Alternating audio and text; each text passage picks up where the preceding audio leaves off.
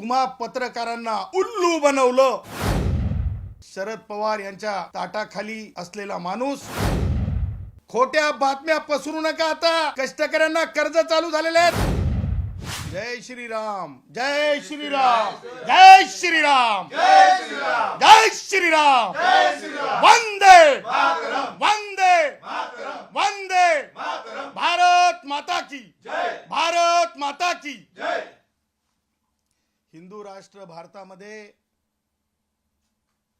काही दाऊद्यासारख्या अतिरेक्यांच्या धार्जिन्य आणि हिंदू विरोधी काही संघटनांचे प्रतिनिधी चाटुगिरी करत असतात। काहींचे संबंध स्पष्टच सांगावे लागतात। काही एका संघटनेचा माणूस, त्याचं नाव घेणं आवश्यक नाही, परंतु 5% काही कोटी रुपये त्यांनी कष्टकऱ्यांचे स्वतःच्या खिशात ठेवलेले आहेत, अकाउंटला ठेवलेले आहेत। ते द्या म्हणून न्यायालयाने आदेश दिलेले आहेत। त्या प्रॉपर्टी सगळ्याच्या सगळ्या कष्टकऱ्यांच्या बाजूने हक्काच्या आणण्याची प्रक्रिया सुरू झालेली आहे। हे असं असताना आमच्या संबंधानं डॉक्टर जयश्री पाटील आणि डॉक्टर गुणरत्न सदावर्ते ह्या संबंधानं तुम्हा पत्रकारांना उल्लू बनवलं। तुम्हा पत्रकारांना उल्लू बनवलं। तुम्हा पत्रकारांची फसवणूक केली। तुम्हा पत्रकारांना फेक बातम्या चालवायला लावल्या। अशा संदीप शिंदे नावाच्या शरद पवार यांच्या ताटाखाली असलेला माणूस, त्यांनी ज्या बातम्या पसरवल्या की आमचं संचालक पद रद्द झालेलं आहे, ही अत्यंत खोटी, लबाड बातमी आहे। ह्या खोट्या गोष्टी पसरवण्यामागे एक कुभांड आहे। आम्ही ज्या प्रकारे हिंदू राष्ट्र म्हणून बँक निवडून आणल्याच्या नंतर, बँकेवर सामान्य कष्टकरी निवडून आणल्याच्या नंतर कष्टकऱ्यांची एक ताकद या महाराष्ट्रामध्ये आहे। जातीच्या पलीकडे जाऊन हिंदू राष्ट्र म्हणून ही जळजळ शरद पवारांना, जी त्यांच्या सोबतच्या आजूबाजूच्या बगडबिल्ल्यांना आग लागलेली आहे, त्या आगेपोटी अशा चुकीच्या आणि खोट्या बातम्या पसरवल्या गेल्या।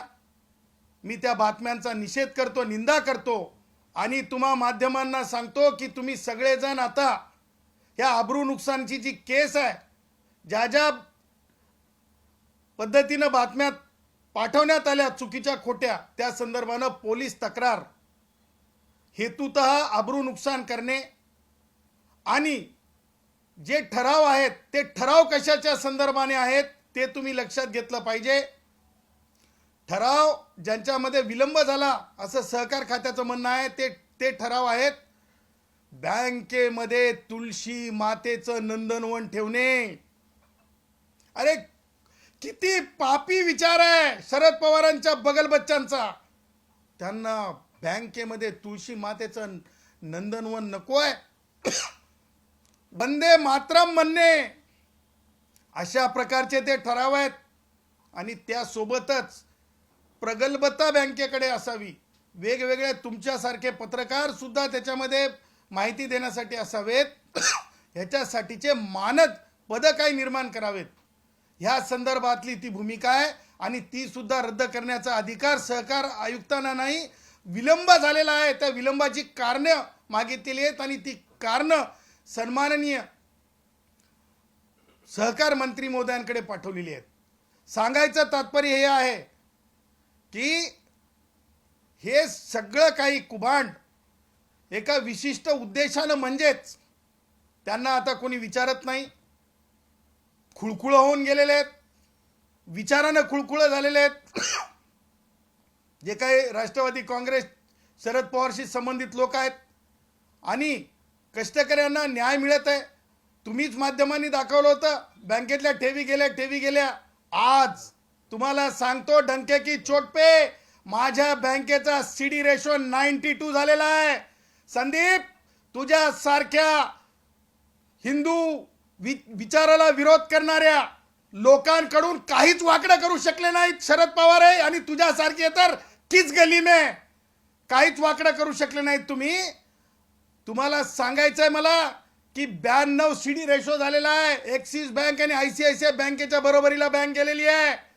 खोट्या बातम्या पसरू नका. आता कष्टकऱ्यांना कर्ज चालू झालेले आहेत. कोणत्या स्वप्नात आहेत तुम्ही? अरे ओव्हरड्राफ्ट असं म्हटल्याबरोबर 50,000 रुपयाची तरतूद केली आहे. आतापर्यंत कुठं पाहिली का? ह्या सगळ्या गोष्टी अत्यंत सचोटीने, आणि आमचं पद काय हे सांगतो तुम्हाला. आमचं पद हे इतर संचालकांप्रमाणे, म्हणजे ज्याला म्हणतो आपण इंटरेस्टचं पद नाही आहे, मिळकतीचं पद नाही आहे. आमचं पद फक्त सूचना करण्यासाठीचं मानद पद आहे. जसं तुमच्याकडे दिवाळी अंकाला मानद संपादक असतो, आमचं पद हे काय 5 वर्षासाठीचं नसतंय. उद्या सुद्धा, म्हणजे उद्या जूनमध्ये सुद्धा जनरल बॉडीमध्ये किंवा याच्यामध्ये विशेष याच्यामध्ये संचालक मंडळाच्या बैठकीत कोणत्याही वैचारिक तज्ज्ञ असलेल्या माणसांना घेण्याची ती तरतूद आहे. आणि आतापर्यंत जी माहिती पसरवण्यात आली ती धांदट खोटी माहिती आहे, आणि त्या खोट्या माहितीच्या आधारे पसरवणारे हिंदू विरोधक आहेत, हिंदू विचाराचे विरोधक आहेत, आणि त्यांनी चालवलेले कुभांड आहे. ह्यापुढं तुम्ही अशा फेक बातम्या चालवू नये. आणि जे कोणी फेक बातम्या चालवतील, कुणाच्या माध्यमातून, मध्यस्थीनं, प्रेमातून, देवाणघेवाणीतून, त्या संदर्भानं सुद्धा आम्ही योग्य ती कारवाई करू. आता जे बाहेर आलेलं आहे ते त्यामध्ये असं सांगण्यात आलेलं आहे, त्यावर काय बोलणार? काय सांगण्यात आलंय मला ते तरी सांगा. त्यांचं असं म्हणणं आहे, संदीप शिंदेंनी हा तुमच्यावर आरोप केलेला आहे की त्यांनी संदीप शिंदेच्या आरोपावर तुम्ही बोलू शकता, संदीप शिंदेच्या आरोपावर तुम्ही चर्चा करू शकता. संदीप शिंदेची उंची काय आहे? शरद पवारांची उंची आमच्या बरोबरीचं आहे असं आम्ही मान्य करत नाहीत. जेव्हा आम्ही हिंदू राष्ट्र म्हणतो, संदीप शिंदे सारखे कितीतरी त्या ताटाखालचे असू शकतील, त्या ताटाखालच्यांचे विचार आम्ही करणारे नाहीत. आम्ही प्रभू श्री रामचंद्राचा विचार करणारे आहोत. आम्ही नथुरामजी गोडसेंचा विचार करणारे आहोत. जय जयकार करणारे आहोत. आम्ही हिंदुत्ववादी सरकार ह्या देशामध्ये भाई नरेंद्रजी मोदी यांच्या नेतृत्वाखाली येईलच ह्या खात्रीने आमचा जो कष्टकरी आहे तो कामाला लागलेला आहे. महाराष्ट्रात ही जळजळ आहे, हा मूळव्याधासारखा आजार आहे हिंदू विरोधकांचा. आणि येणाऱ्या मुंबईत सुद्धा कष्टकऱ्यांची ताकद, ठाण्यात, कल्याणमध्ये सुद्धा कष्टकऱ्यांची ताकद आहे. ती ताकद 1-2 नाही, हजारांमध्ये आहे, आणि प्रशिक्षित आहे. आणि हे प्रशिक्षित कष्टकरी बोलायला लागलेत, यांचा मूळव्याध ओळखायला लागलेत, आणि त्याच्यामुळं ही लागलेली आग आहे. त्यामुळं मला हे स्पष्ट सांगायचं आहे, ज्या गोष्टी घडलेल्याच नाहीत, ज्या गोष्टी खोट्या आहेत, ज्या गोष्टी फेक आहेत, त्या गोष्टीवर माध्यमांनी फार विचारपूर्वक बोललं पाहिजे, दाखवलं पाहिजे. आणि म्हणून श्री संदीप शिंदे ज्यांचं नाव तुम्ही घेतलं, ती एवढी मोठी व्यक्ती नाही, तरीसुद्धा आम्ही त्यांच्या विरुद्ध नजीकच्या पोलीस स्थानकामध्ये गुन्हा दाखल करत आहोत. आम्ही तक्रार देत आहोत, आणि अब्रू नुकसानीचा दावा, आपल्या माध्यमात आलेल्या सगळ्या बातम्या आम्ही त्याला टॅग करणार आहोत. सर, तुम्ही संचालकपदी कायम आहात का? तुम्ही याबद्दल सर्वच जे कष्टकरी तुमच्यासोबत आहेत त्यांना स्पष्टीकरणाची अपेक्षा आहे, तर त्याबद्दल काय सांगा? अत्यंत नम्रपणे तुम्हाला सांगतो, कष्टकऱ्यांनो, माझ्या कष्टकऱ्यांनो, तुम्ही माझा श्वास आहात. हे बाजारबुणगे लोक ज्यांनी रक्तपिपासूसारखं रक्त पिलेलं आहे, शरद पवारच्या म्हणजे ते काय म्हणतो आपण याच्यातले चांडाळ चौकडीतले आहेत. आणि तुम्हाला मला सांगायचं आहे की आपण आपल्या संचालकांवर जे दाखवलेला जो विश्वास हजारोंच्या मतांनी आणि निवडून आलेल्या संचालकांनी जे मानद पद आम्हाला दिलेलं होतं, तो ठराव आज तारखेला, आमचं संचालक पद आज तारखेला कोणत्याही सहकार आयुक्तांनी रद्द केलेलं नाही, त्याच्यावर नोटीस काढलेली नाही, त्या संदर्भानं सहकार आयुक्तांकडे कोणतीही प्रोसिडिंग इव्हिडन्स म्हणून चाललेली नाही, ना सहकार मंत्र्यांकडे चाललेली नाही. त्यामुळं ह्या सगळ्या खोट्या गोष्टी आहेत. ह्या गोष्टींवर विश्वास ठेवू नका.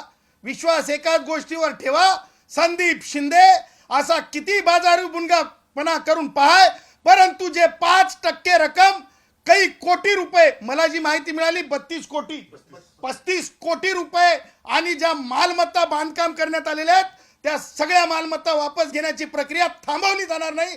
कोणत्या तोंडाने संदीप शिंदे जो माणूस आहे तो मागच्या 2 वर्षापासून नोकरीलाच नाही, अशी व्यक्ती जी खोटी आहे, अशी व्यक्ती जी कष्टकरीच नाही, अशी व्यक्ती जी म्हणजे काय म्हणतो त्याला याचं काम करते, त्या व्यक्तीच्या भरोशावर तुम्ही बातम्या दाखवू नका. सहकार आयुक्तांचं पत्र घ्या, सहकार आयुक्तांकडे माहिती घ्या, असं काही घडलेलं नाही.